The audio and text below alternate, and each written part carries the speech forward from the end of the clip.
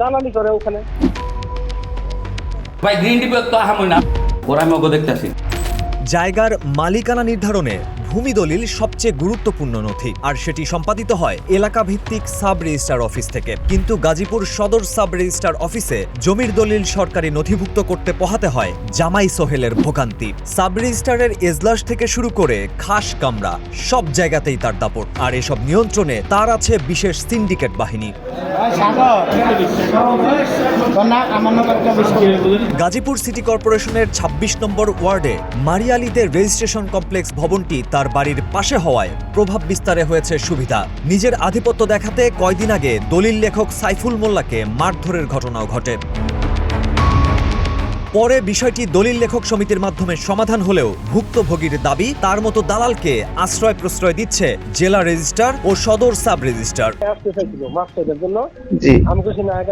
গাজীপুরের দলিল লেখক সভাপতি সেক্রেটারি আছে, তাদের সাথে বসে একটা করি সোরাসা করি। পরে অহন প্রাথমিকভাবে দলিল লেখক চেম্বার আসছিল, আসার পর হাতে পাঠিয়ে করছে ভাই আমি ভুল হয়েছে, আমি চিনি না, এই জানা ওটা না, ভাই আমার মাফ করে দেন।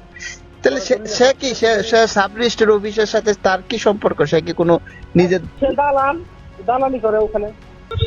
দিলে দিব কেনা, ওনার বিয়ার আছে সাব রেজিস্ট্রার, এরা তো বাইকের দিলে পারে, এরা তো জায়গা বাইকিরা।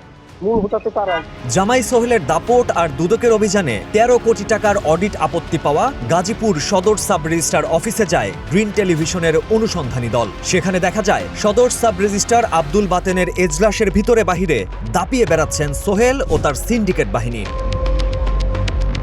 ক্যামেরা দেখে শুরুতে দলিল লেখক সাইফুল মোল্লার বিষয় নিয়ে এসেছি ভেবে এগিয়ে আসে সোহেল। তিনি জানান সাইফুল মোল্লার সাথে ঝামেলা শেষ হয়ে গেছে। আমরা সমস্যার সমাধান করছি, আপনাকে জবাব দেন। আমরা যদি আমাদের সমস্যা আমরা সেই করি, আমরা এটাই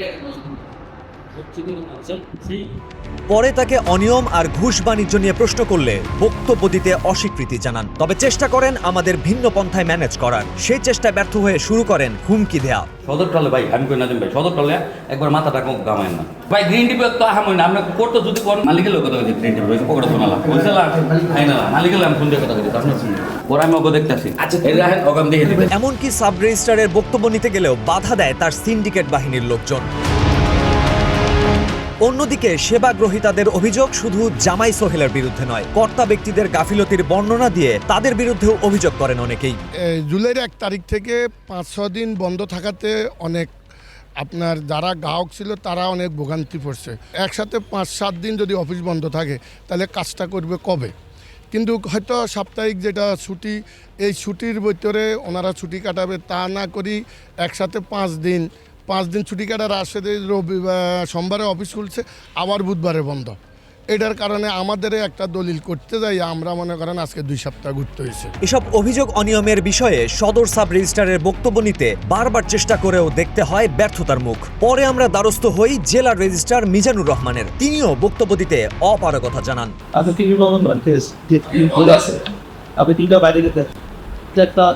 সেপারেট রূপে এটা একটা সেপারেট অফিস, রেজিস্ট্রিং আপনার তো হারের দিকে আপনি পেয়ে থাকেন, সেই ব্যাপারে পর্যন্ত অফিসার আপনি বক্তব্য কি দিচ্ছেন না দিলে সেটা তো ওনার অফিস।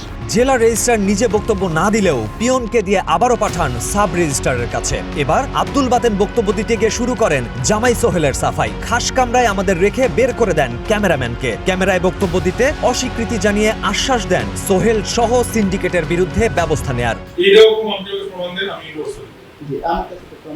গাজীপুরের সাব রেজিস্ট্রি অফিসে সোহেলের দাপট বন্ধে ব্যবস্থা গ্রহণ সহ সকল ধরনের হয়রানির অবসান চান সেবা গ্রহীতারা। সেবা গ্রহীতাদের এসব অভিযোগ যাচাই করতে গিয়ে সংশ্লিষ্ট কর্মকর্তাদের জড়িত থাকার প্রমাণ হাতে এসেছে গ্রিন টেলিভিশনের। সেই সকল প্রমাণ নিয়ে হাজির হব আমাদের ধারাবাহিক অনুসন্ধানী প্রতিবেদনের দ্বিতীয় পর্বে। সেই পর্যন্ত সাথে থাকুন গ্রিন টেলিভিশনের।